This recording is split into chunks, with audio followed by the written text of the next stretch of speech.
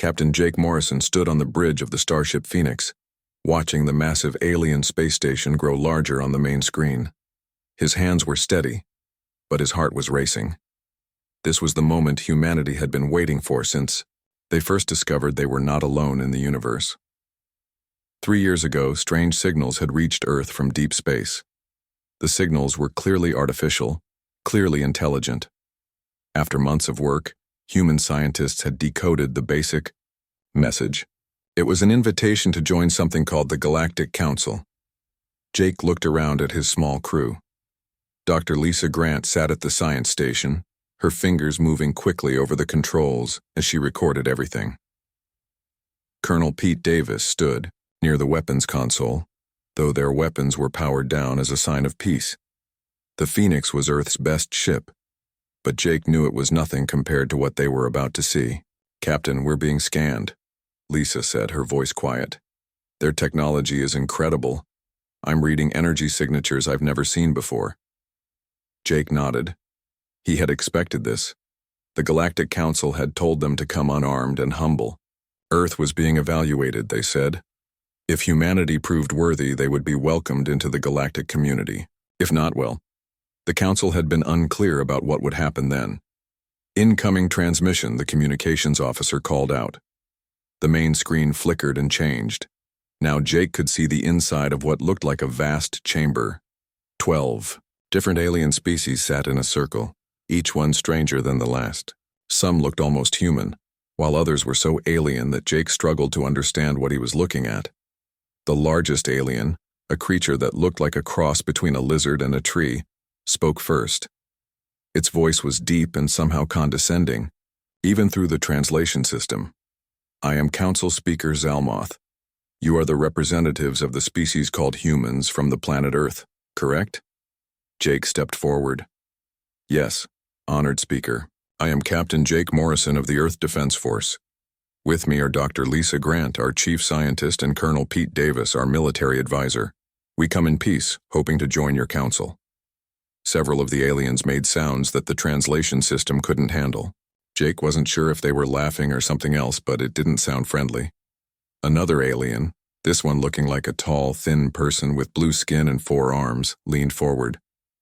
"I am Ambassador Kethlos of the Zephyrian Empire. We have studied your species and your technology. Tell me, human, what do you think you can offer the Council?" Jake had prepared for this question. "We offer our knowledge, our culture, and our willingness to learn. Humanity has always been explorers and builders. We've overcome many challenges on our world, and we believe we can contribute to the galactic community." This time, the sounds the aliens made were definitely laughter. Not pleasant laughter, but the kind that made Jake's face burn with embarrassment. "Your technology is primitive," Cathalos said, his voice full of amusement. "Your fastest ships use chemical rockets. Your weapons are crude projectiles that throw small pieces of metal. Your computers are barely more advanced than counting machines. What could you possibly teach us?" Dr. Grant stepped forward, her face red with anger. "Our technology may be different, but we've accomplished remarkable things. We've explored our entire solar system, created artificial intelligence, and solved problems that should have been impossible." "Different?" Another alien, this one covered in what looked like crystal plates, spoke up. "Child, your species has barely left its home system. We have traveled between stars for thousands of your years. Your greatest achievements are what we accomplished before your species even learned to make fire." Jake felt his crew's frustration growing. This wasn't going the way they had hoped. The aliens weren't just dismissive, they were actively insulting. Council Speaker Zalmoth raised one of his massive arms. "Enough! We have made our decision. The species known as humans will be classified as Class D civilization. You will be granted basic trade rights and nothing more. Your military technology is too primitive to be of concern, and your scientific knowledge is centuries behind our most backward members." "What does Class D mean?" Colonel Davis asked, speaking for the first time. "It means you are barely considered intelligent," Kethlos replied with what Jake was sure was a smirk. "Class D species are allowed to trade basic resources and provide manual labor. You are not permitted access to advanced technology, and you have no voting rights in council matters." Jake felt something cold settle in his stomach. And if we refuse this classification? The chamber fell silent. All 12 alien species turned to look at Jake, and he realized he had made a mistake. The silence stretched on for long, uncomfortable seconds. Refuse? Zalmuth's voice was suddenly much colder. Captain Morrison, I think you misunderstand your position. This is not a negotiation. This is us informing you of reality. Your species will accept Class D status, or your species will be considered a threat to galactic peace. Jake looked at his crew. Lisa was recording everything, her face pale but determined. Pete's hand was near his sidearm, though Jake knew it would be useless here. The Phoenix was surrounded by alien ships that could destroy them without effort. We understand, Jake said finally, the words tasting bitter in his mouth. Excellent, Kethalos said. Mining operations will begin in your outer colonies within one standard galactic year. Your species will provide the labor, naturally. The Council has decided that your asteroid belt contains resources we need. Jake wanted to protest, wanted to fight, wanted to do something other than stand there and accept this humiliation. But he was one small ship, surrounded by a fleet that could wipe out humanity without breaking a sweat. The audience is concluded, Zalmuth announced. Return to your world, Captain Morrison. Inform your leaders of their new status. And remember, the Council is watching. The transmission ended, leaving Jake and his crew staring at a blank screen. Around them, the alien space station continued its slow rotation, beautiful and terrible and completely indifferent to human pride. Jake turned to his crew. Set course for Earth, he said quietly. We have a report to make. As the Phoenix turned away from the station, Jake caught Lisa recording one final message. Her voice was steady, but her eyes were angry. Personal log, Dr. Lisa Grant. The Council has made a serious error in judgment. They see us as primitive, but they don't understand what makes humans dangerous. We don't just adapt to challenges.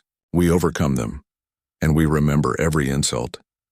Jake said nothing, but he felt the same anger burning in his chest. The Council thought they knew humanity. They were about to learn how wrong they were. 6 months after the Phoenix returned to Earth, President Kate Sullivan sat in the underground bunker that had become the most secret place on the planet. The room was filled with the best minds humanity had to offer, and they were all working on the same impossible task. General Rick Hayes stood at the front of the room, pointing to a holographic display showing alien technology. His weathered face was serious as he spoke to the gathered scientists and engineers. Ladies and gentlemen, we have one chance to prove the Council wrong. They think we're primitive. They think we're harmless. We're going to show them exactly how wrong they are. Dr. Ben Parker, a quantum physicist who had been working without sleep for weeks, raised his hand. General, we've made progress with the alien power cores we salvaged from their probe. The energy output is incredible, but we still don't understand how it works. That's where you're wrong, Ben, said a voice from the back of the room. Everyone turned to see Dr. Lisa Grant walking in with a tablet in her hands. She looked tired but excited.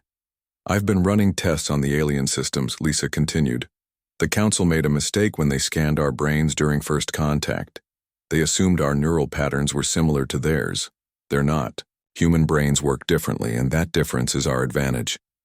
She moved to the front of the room and connected her tablet to the main display. Watch this. The screen showed a complex alien device surrounded by wires and monitors. As they watched, Lisa placed her hand on a panel. The device immediately came to life, glowing with soft blue light. The alien technology responds to human touch in ways they never intended, Lisa explained. Our neural patterns can interface directly with their systems. We can control their technology better than they can.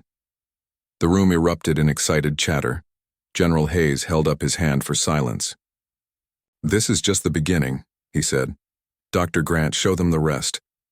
Lisa nodded and switched to another display. We've been working with engineer Amy Foster on something we call hybrid weapons. Amy, would you like to explain? A young woman with oil-stained coveralls stepped forward. Amy Foster had been designing weapons since she was old enough to hold a wrench, and her eyes were bright with enthusiasm. We took alien energy sources and combined them with human engineering, Amy said. The result is weapons that are completely unpredictable. The aliens expect energy beams and particle weapons. We're giving them something they've never seen before. She pressed a button, and the display showed a weapon that looked like nothing the aliens had in their databases. It was sleek and deadly, but built with human ingenuity. This fires superheated metal projectiles powered by alien energy cores, Amy explained. It hits harder than their shields are designed to handle, and it's completely silent. They won't even know they're under attack until it's too late. Lieutenant Commander Tony Miller, a Special Forces officer who had been quiet until now, spoke up. The weapons are only part of it. We've been training for zero-gravity combat using techniques the aliens have never encountered. Tony was a small man, but his eyes were sharp and focused. The Council species all evolved on high-gravity worlds. They're strong, but they're slow and clumsy in space. Humans evolved as endurance hunters. We can move in zero gravity for hours, while they get tired in minutes. General Hayes nodded approvingly. Tony's teams have been practicing boarding actions using human flexibility and pain tolerance. The aliens simply can't match our ability to squeeze through small spaces or withstand physical stress. Carol Stevens, the communications expert who had been working in the corner, suddenly looked up from her computer. "General, I've got something important." Carol was known for being quiet and methodical, so when she spoke, everyone listened. "I've been working on the alien communication networks," she said. "The good news is that I've cracked their encryption. The bad news is what I found." She transferred her data to the main screen. "The aliens have been using the same communication protocols for over 1,000 years. Their military tactics haven't changed in centuries. They're powerful, but they're predictable." The display showed alien fleet formations and battle strategies. Everything was organized and formal, following patterns that had been established long ago. "They fight like they're playing a game with rules," Carol continued. "They announce their attacks, they follow specific formations, and they never deviate from established tactics. They've never faced an enemy that doesn't follow the same rules." Captain Jake Morrison, who had been promoted to admiral after his return from the council, stepped forward. "What you're all saying is that we have advantages they don't know about." "Exactly," Lisa said. "They judge us by their own standards. They expect us to fight like them, think like them, react like them. But we're not like them." Dr. Parker held up a small device that pulsed with alien energy. "I've been working on something else. Human emotions affect how we interface with their technology. When we're angry or desperate, we can push their systems beyond their normal limits." "The aliens don't understand human emotion," Amy added. "They think logically, they plan carefully, they follow procedures. They've never dealt with a species that gets more dangerous when they're cornered." General Hayes looked around the room at the faces of humanity's best and brightest. "How long until we're ready?" "The weapons will be ready in 4 months," Amy said.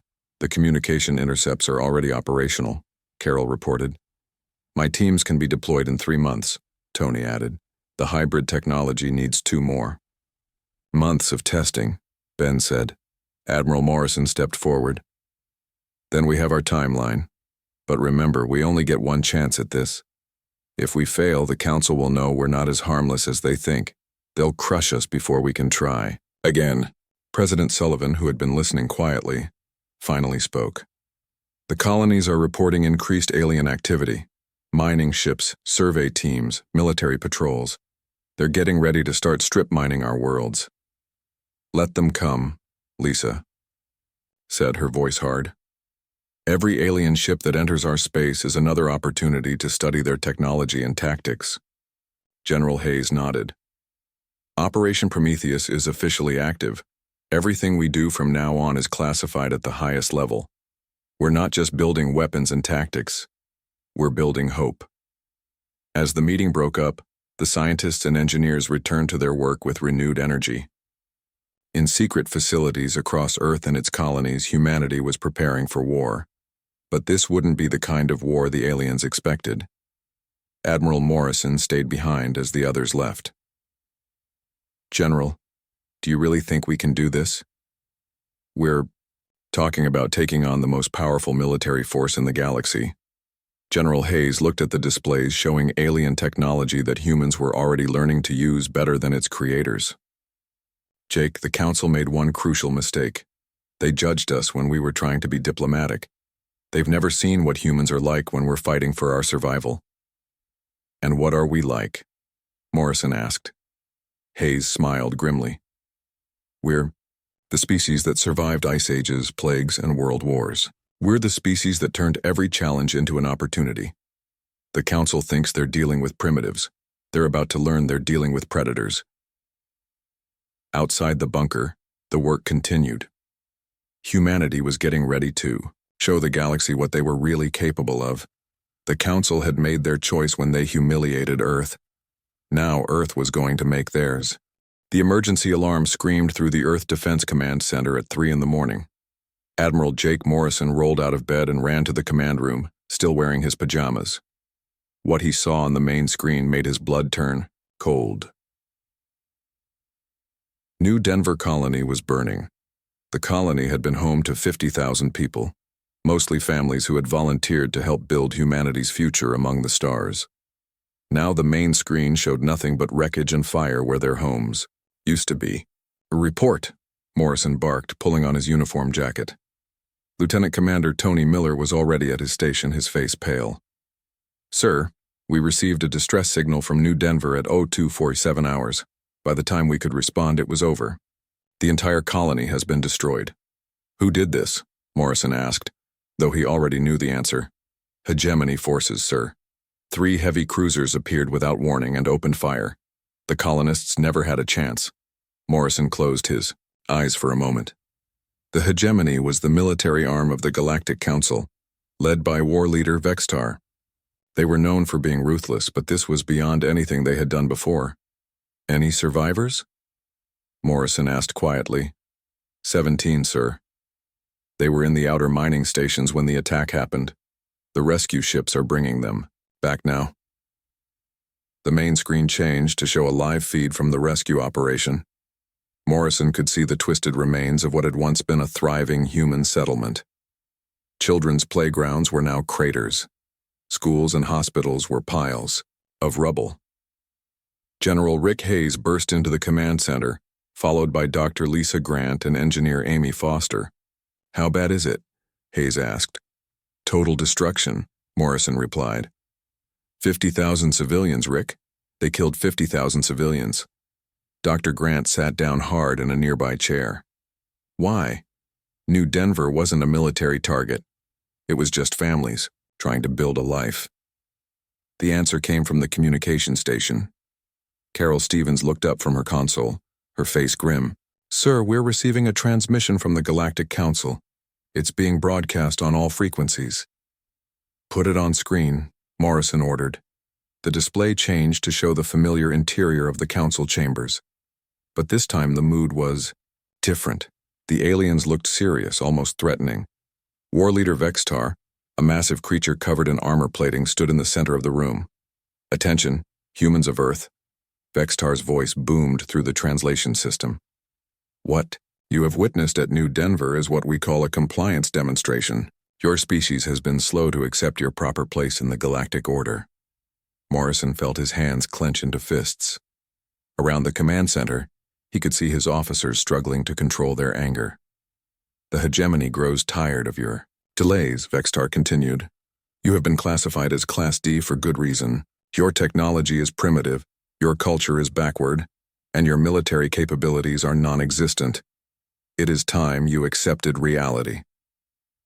Council Speaker Zalmoth moved forward. The Galactic Council has voted. The species known as humans will surrender all military assets and submit to direct governance within 48 standard galactic cycles. Failure to comply will result in the complete sterilization of your homeworld. Ambassador Helen Brooks, Earth's representative to the Council, appeared on screen. She was sitting in the witness chair, her face showing a mixture of horror and fury. Morrison had known Helen for years, and he had never seen her look so angry. The human representative will now witness the consequences of defiance, Vextar announced.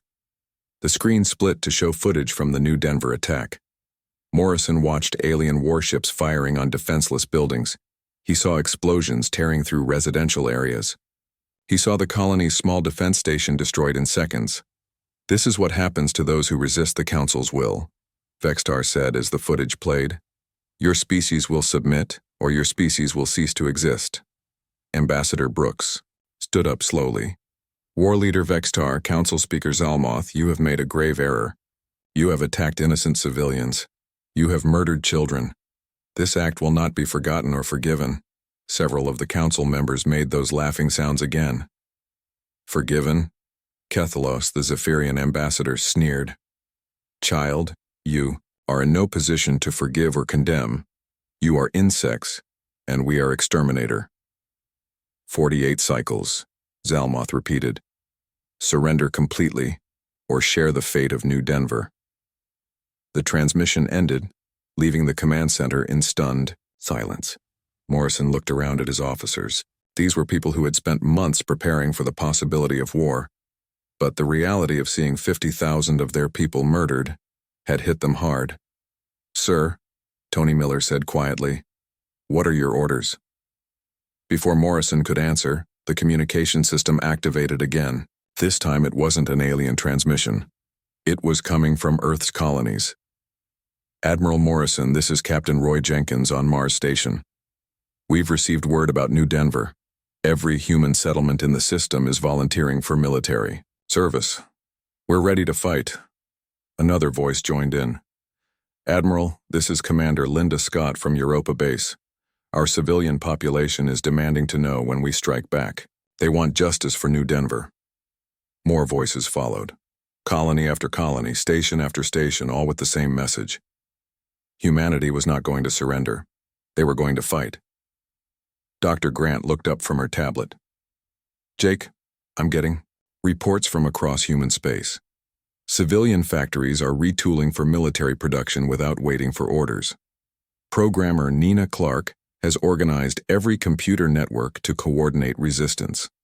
Factory worker Joe Martinez has converted his entire manufacturing plant to produce weapons. Engineer Amy Foster was already pulling up schematics on her portable screen. Admiral, I can have the hybrid weapons ready for deployment in 24 hours. The civilian volunteers are working around the clock." General Hayes stepped forward. "Jake, they've made their choice. They think killing our people will make us surrender. They don't understand what they've done." Morrison nodded slowly. For months, they had been preparing in secret, hoping it would never come to war. Now, war had come to them, and it had come in the worst possible way. "Carol," Morrison said, "send a message to all human settlements. Tell them we're activating Operation Retribution. Tell them we're going to make the Council pay for what they've done." "Yes, sir," Carol replied, her fingers already moving over her controls. Morrison turned to address the entire command center.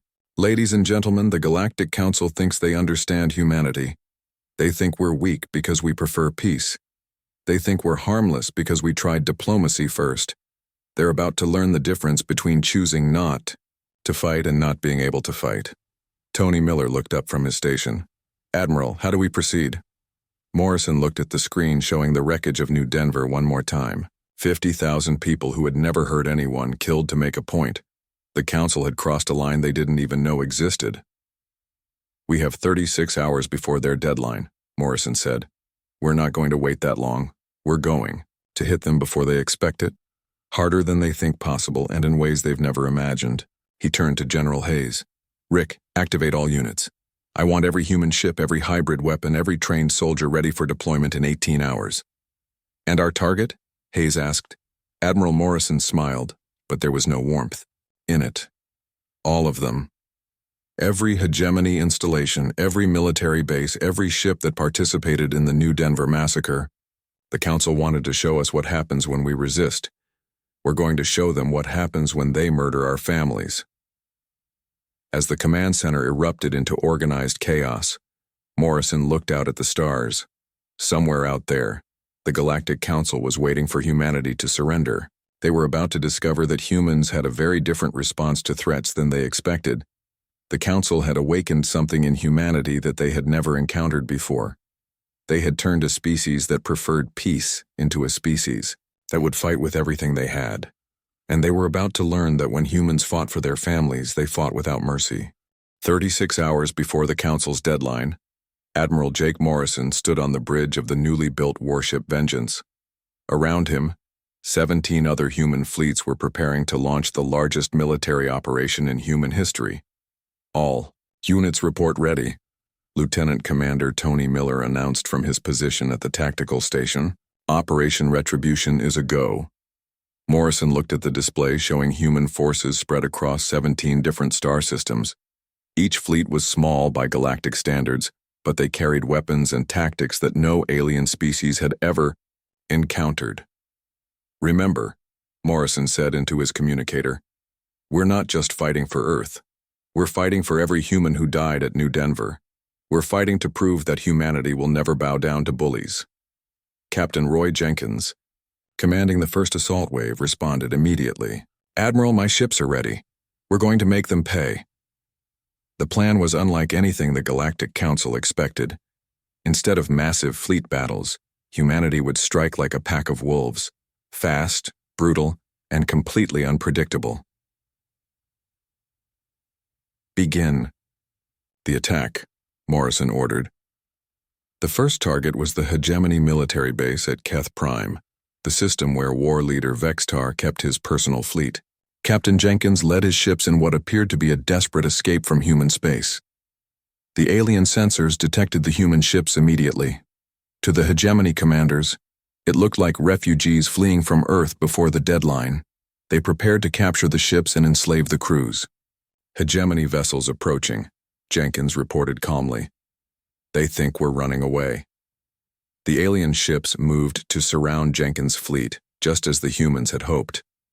The Hegemony had protocols for dealing with fleeing enemies. They would disable the ship's engines and board them to take prisoners. What they didn't know was that Jenkins's ships were not what they appeared to be.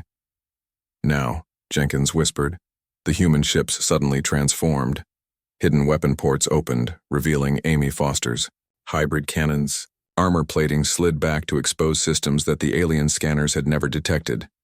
In seconds, the fleeing refugees became deadly predators. The hybrid weapons fired with a sound like thunder. Superheated metal projectiles powered by alien energy cores tore through Hegemony shields like they were made of paper. The aliens had designed their defenses to stop energy weapons and particle beams. They had never encountered weapons that combined alien power with human engineering. Direct hits on all targets, Jenkins reported with satisfaction. Their shields are useless against our weapons. 3 Hegemony cruisers were destroyed in the first 30 seconds. The remaining alien ships tried to retreat, but they found themselves surrounded by what they had thought was a small refugee fleet. At the same time, similar attacks were happening across 17 star systems.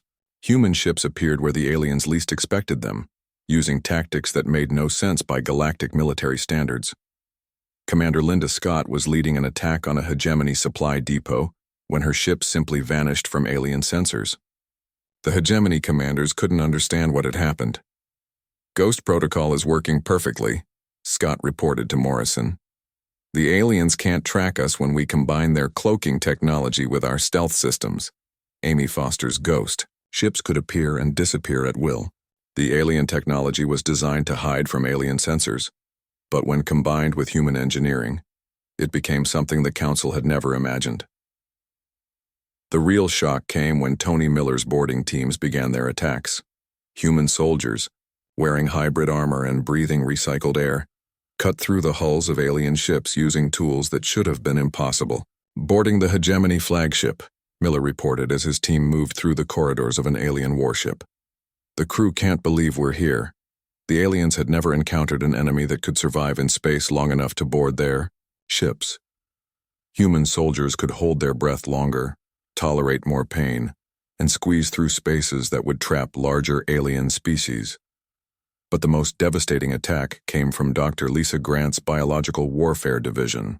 They had spent months developing a virus that would target specific alien neural pathways without causing permanent harm.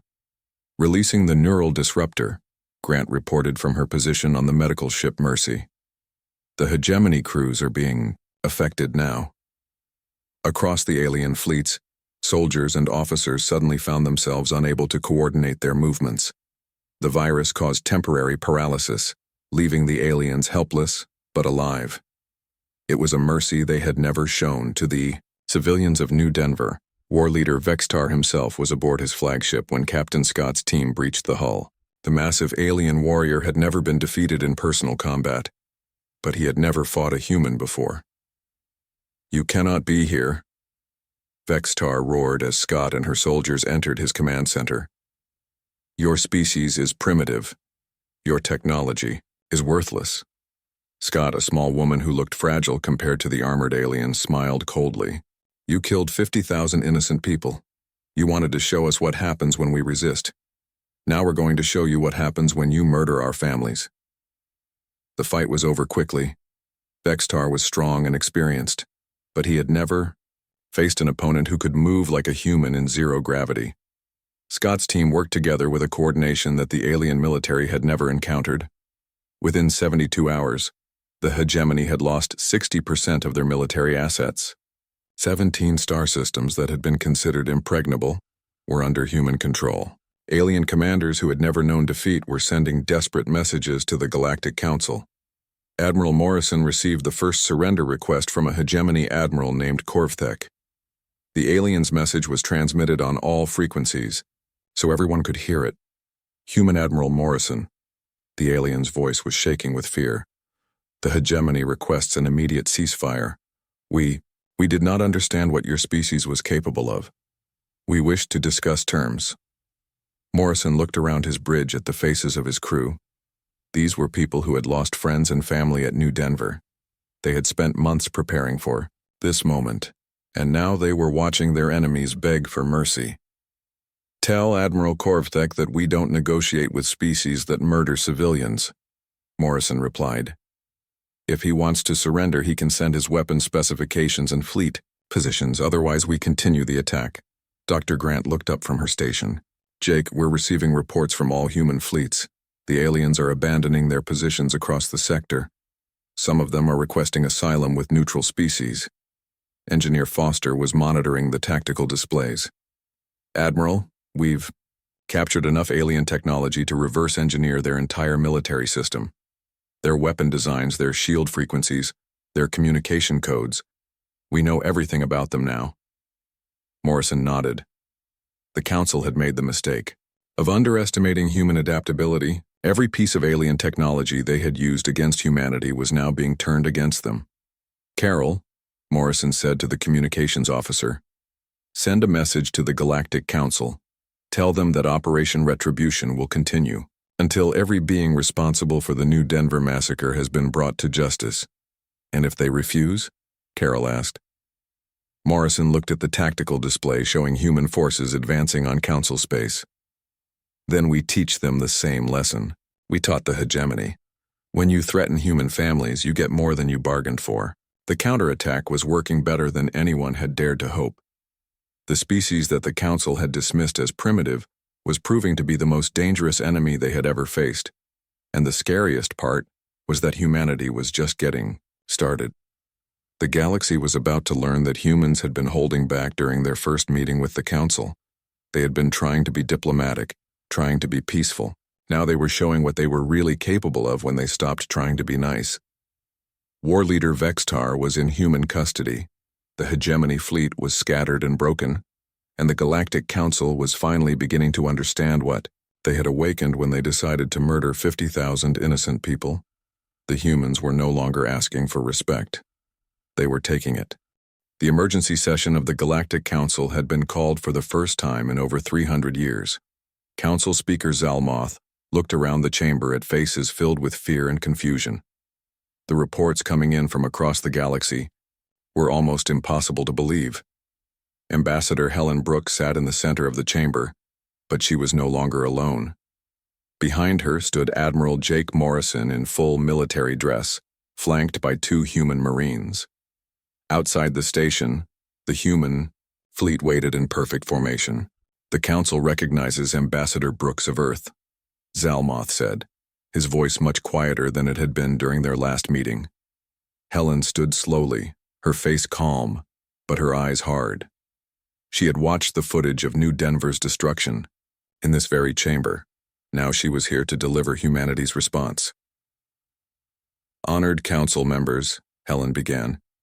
3 days ago, you witnessed what you called a compliance demonstration. 50,000 innocent human civilians were murdered to prove a point about power. Today, you will learn what a real demonstration of power looks like. She activated a holographic display that showed the current state of hegemony forces. The Mao numbers were shocking. 60% of their military destroyed, their commanders captured or dead, their fleets scattered across the galaxy. This is what happens when you mistake mercy for weakness, Helen continued. For 3 years, humanity tried to earn your respect through diplomacy. We came to you in peace, hoping to join your community. You responded with insults and threats. Ambassador Kethlos, the Zephyrian who had mocked human technology, leaned forward. Ambassador Brooks, surely you understand that this incident changes nothing. You may have defeated the hegemony through trickery, but you are still one small species against the entire council. Helen smiled, but there was no warmth in it. Trickery? We used the same technology you dismissed as primitive.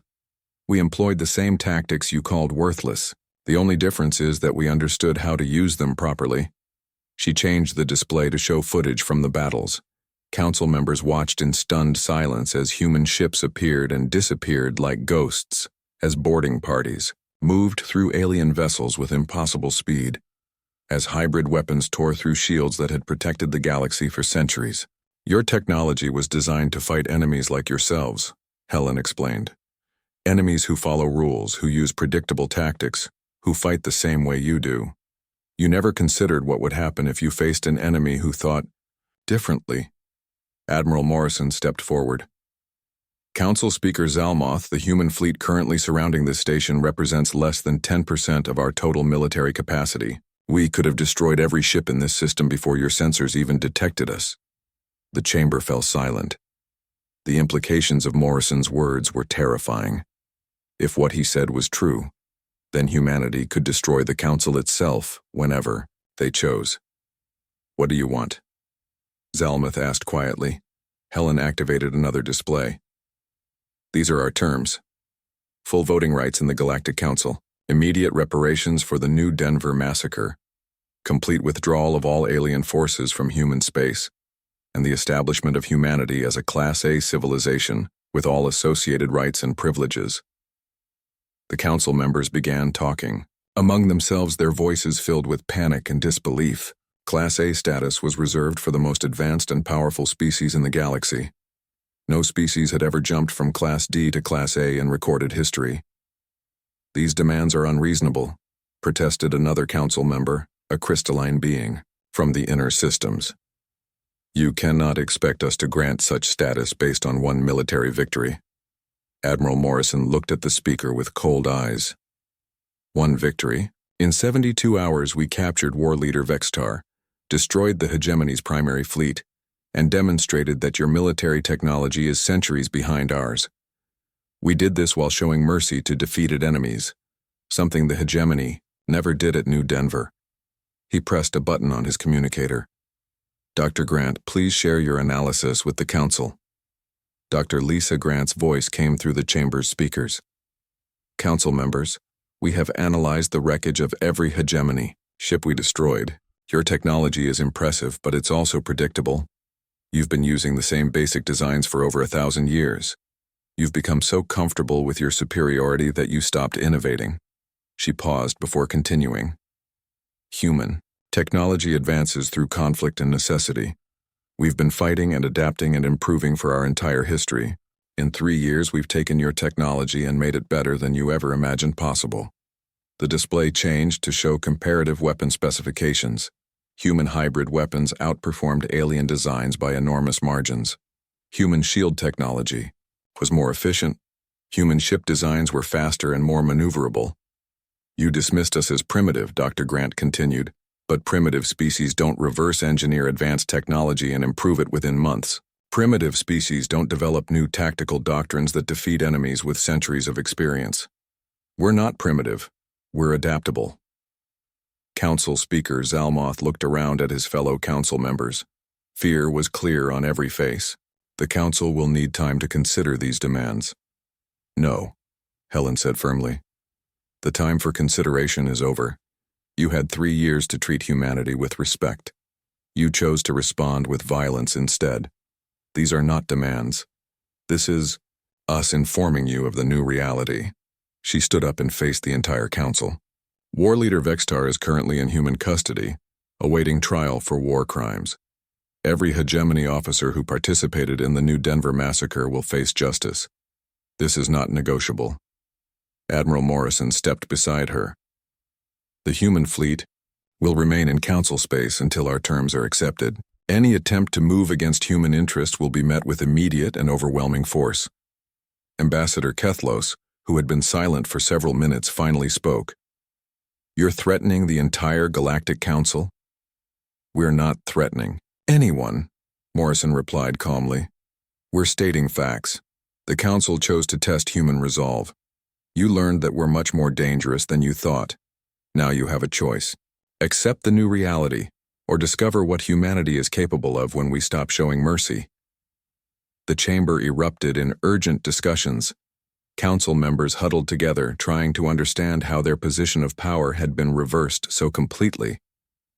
Finally, Zalmoth called for order. The Galactic Council votes on the human proposals. All in favor of granting Class A status to the human species? One by one, hands and tentacles and other appendages rose around the chamber. The vote was unanimous. The motion passes. Zalmoth announced. Humanity is granted full Class A status with all associated rights and privileges. Reparations for New Denver will be paid within 1 standard galactic year. All alien forces will withdraw from human space immediately. Helen nodded. Thank you, Council Speaker. Humanity looks forward to working with the Council as equals. As the session ended, Admiral Morrison turned to leave, but Helen called out, One more time. Council members, there is one final matter. President Kate Sullivan wishes to address the galaxy. The display activated to show President Sullivan sitting in the Oval Office on Earth. Her voice was calm, but carried the authority of someone who had just demonstrated what her species was capable of. People of the galaxy, she began. 3 days ago, the hegemony murdered 50,000 innocent humans to make a point about power. Today, humanity has made our own point. We did not seek this conflict, but we finished it. She paused, looking directly at the camera. Let this be a lesson to any species that might consider threatening human lives. We prefer peace, but we are exceptionally good at war. We tried diplomacy first, but we are quite capable of taking what we need by force. Her expression softened slightly. To those species who wish to deal with humanity as equals, you will find us to be loyal allies and valuable partners. To those who still see us as inferior, you have been warned. The transmission ended, leaving the council chamber in complete silence. As the human delegation prepared to leave, Dr. Ben Parker stepped forward with a small device. Council Speaker, as a gesture of goodwill, we're sharing some of our technological innovations. This device will allow you to interface with your own technology more efficiently. Zalmoth accepted the device with something like reverence. Ambassador Brooks, Admiral Morrison, how did your species accomplish so much so quickly? Helen smiled, and this time there was warmth in it. We learned from the best teachers we could find. You showed us what advanced technology could do. You showed us what organized military force could accomplish. You showed us what the galaxy respected. She walked toward the exit, then turned back one final time. The only thing you didn't show us was how to be satisfied with being underestimated. That was a mistake you won't make again. As the human delegation left the council chambers, the galaxy's most powerful beings sat in stunned silence. They had learned a hard lesson about the species from the small blue planet in the outer rim. Humanity had not just earned their place in the galaxy. They had taken it, and the galaxy would never underestimate them again.